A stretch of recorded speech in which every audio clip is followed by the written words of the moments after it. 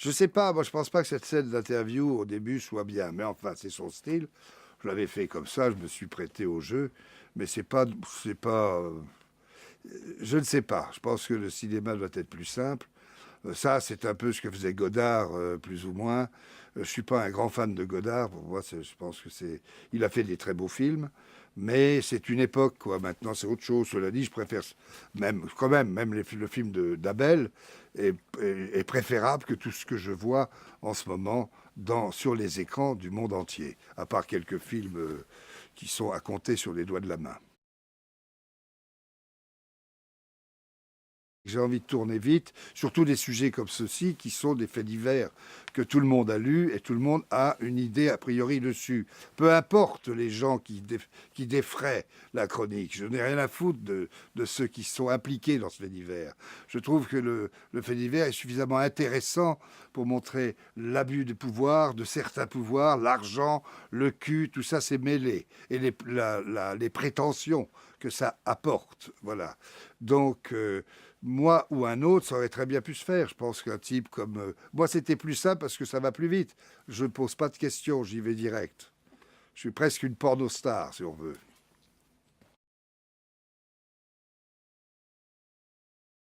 Non, ce que j'aime chez Abel, c'est qu'il explore, il va au bout de ses choses, il sait très bien ce qu'il veut. Il a la chance d'avoir une très bonne équipe avec qui il a eu des multiples expériences dans multiples états. Je pense que Abel a vécu tous ces états, qu'il est sorti de tout ça, mais qu'il en reste un matériau extrêmement créatif et que c'est toujours intéressant. Mais parce qu'on n'est pas dedans comme un espèce d'acteur voyeur ou de c'est un mec qui se laisse aller. Moi, je m'en fous, je suis comme lui, je dirais. Mais il n'y a pas d'enfant terrible. Non, c'est le cinéma qui n'est pas assez terrible. Ou pas assez enfant terrible. Ils sont trop sérieux dans le cinéma. Sérieux pour quoi faire? Pour faire des merdes. À part Monsieur Piala ou Monsieur Renoir ou Kurosawa, parce qu'il y avait au moins du panache. Chez Piala, on partait de rien, mais ça revenait toujours. Il y avait l'âme sensible parce que Piala était un peintre. Chez Jean-Paul Rapneau, il y avait aussi un côté musicien, parce qu'il y a du rythme. Chez Abel Ferrara, il a besoin d'aller dans les affres de tous ces tourments, comme un peu Van Gogh, si on veut, et c'est comme ça. Ben, on n'a pas de direction, c'est reniflé, on ne sait pas. Je ne sais pas, vous savez, quand on a un fait divers pareil, lui, il a ses choses à lui, dont il m'a parlé, ce qui se passe avant. L'histoire n'a aucune importance. Ce qu'il y a, c'est les conditions, c'est la situation qui est importante. La direction d'acteur, ça existe pour des acteurs, mais pour des gens comme moi, ça n'existe pas. Euh, Bien que j'aime beaucoup les acteurs, mais c'est pas euh, autant j'ai été quand j'ai débuté, mais même quand j'ai débuté, je crois que j'étais plus fasciné par les acteurs qui étaient dedans quand je faisais 1900 de Bertolucci ou les films avec Gabin, Ventura, Delon, Belmondo, tout ça. J'étais très heureux de les voir en chair et en os. Et avec Gabin, je veux dire, j'ai passé mon temps, j'ai appris mon métier avec Gabin, Michel Simon, à manger, à aller voir, à faire les tournées de bordel et puis à boire. Et ça, j'avais à boire avant aussi. Et après, donc, mais ce n'est pas. Il n'y a pas d'école, quoi. J'ai toujours été spectateur de mes partenaires. Le personnage en lui-même est un personnage fascinant, un peu shakespearien, je dirais, puisque dans Shakespeare, c'est un peu la même chose. C'est le pouvoir, l'argent, le sexe, et c'est dans toutes les grandes pièces, dans toutes les tragédies, aussi dans Molière. En plus, dans Molière, il y a la fronde, dans le Tartuffe, il y a des parties qui s'éclatent.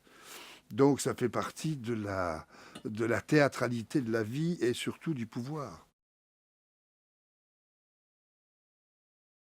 Le fait divers me le rendait antipathique, alors que de l'interpréter, ça m'a donné la dimension de ce qu'on peut appeler une sorte de déséquilibre, mais en même temps qui fait partie de tous ces gens qui ont des pulsions.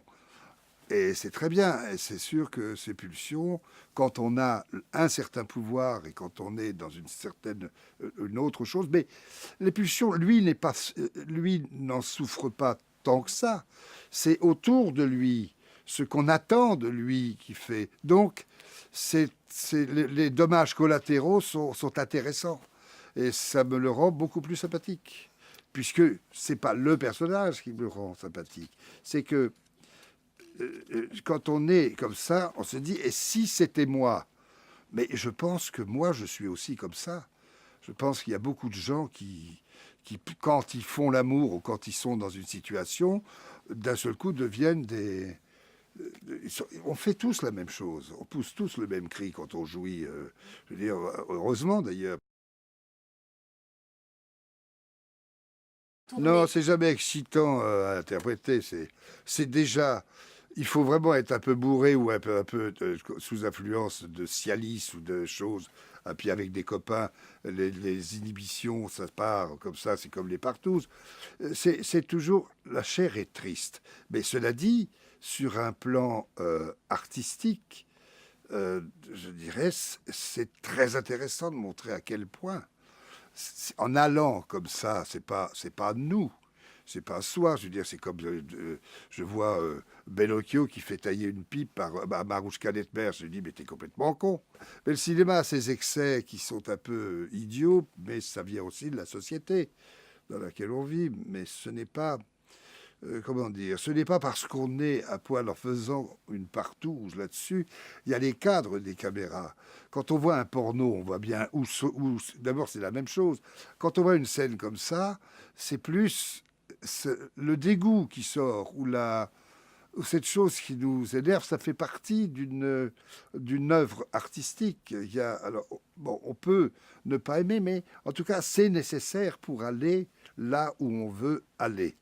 Moi, même si ça ne me plaît pas, je comprends qu'il ait envie, parce il y a une tristesse, il y a un ennui, il y a une tragédie dans ce que sont les gens dans cette société-là, dans la ville. Alors que si, la même chose dans la campagne ou chez le marquis de Sade, dans Salo, les 120 jours de Sodome, c'est complètement différent. Ce n'est sale que uniquement parce qu'il y a le nazisme qui est derrière. Il y a la théâtralité du cul. Là, c'est une forme de Salo, 120 jours de Sodome, puisqu'il y a aussi une forme de pouvoir. Mais toutes les partouzes, le lendemain, pour quiconque avec une partouze, je veux dire, bon, c'est un peu... mais c'est complètement con, je veux dire, on devient des bêtes. Non, ce qui me gênait, c'est que les autres regardaient qu'ils étaient aussi gros que moi. Et en plus, c'est vrai que la chair est monstrueuse, mais c'est très bien, c'est comme ça. Pourquoi cacher ce qu'on est? Enfin, ce qu'on était, ce qu'on est dans une image, là, comme ça, qui est aussi... bon, il y a autre chose. Ma foi, moi, j'ai jamais été un fan de ma personne. De toute façon, tout le monde le sait, c'est pas un problème. Mais quand je voyais les deux autres flics, j'avais envie de leur dire, tiens, déshabillez-vous, on va voir celui qui se rhabille le plus vite. Dire à partir du moment où on est dans un système carcéral, c'est comme ça. On n'a pas à échapper à ça. C'est-à-dire qu'on n'a pas besoin d'analyser puisqu'on va patauger dans la semoule. C'est marqué dans ce film, parce que personne ne sait rien de ce qui s'est passé réellement, ou personne... Bon, là, on est dans une fiction.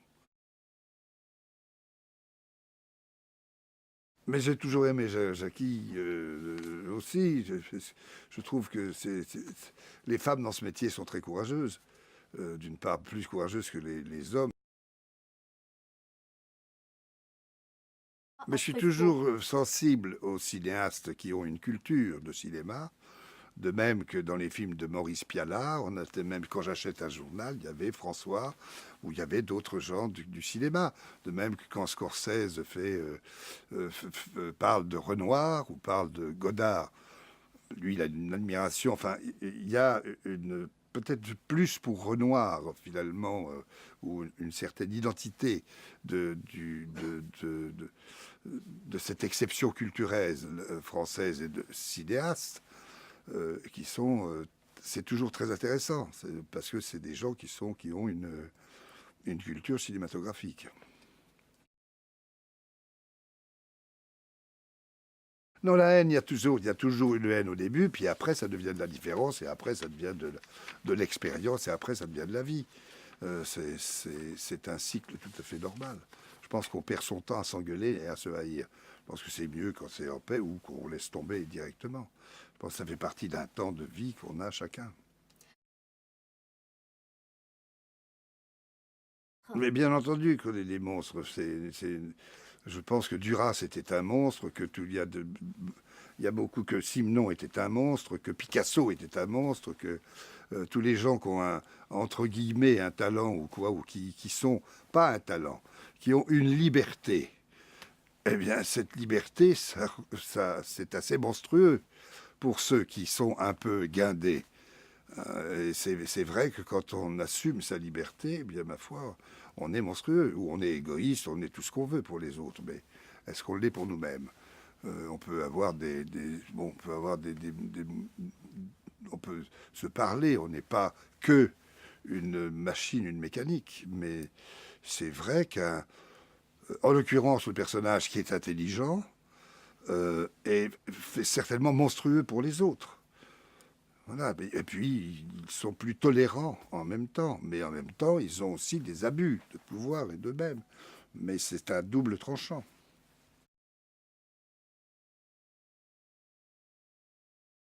Ça ne m'intéresse pas, ça, comment dire, je préfère, encore une fois, ne pas être allé à l'école et de ne pas lire l'histoire qu'on inculque aux enfants, mais de vivre. Je préfère vivre Marivaux que de l'apprendre avec un espèce de professeur qui n'a rien vécu de tout ça. J'ai simplement lu des choses et que j'ai vécu, que j'ai ressenti par moi-même.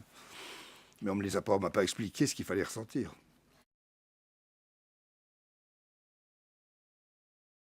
Je ne sais pas, c'est à eux. Moi, j'ai eu beaucoup de plaisir. 18 jours, c'est formidable.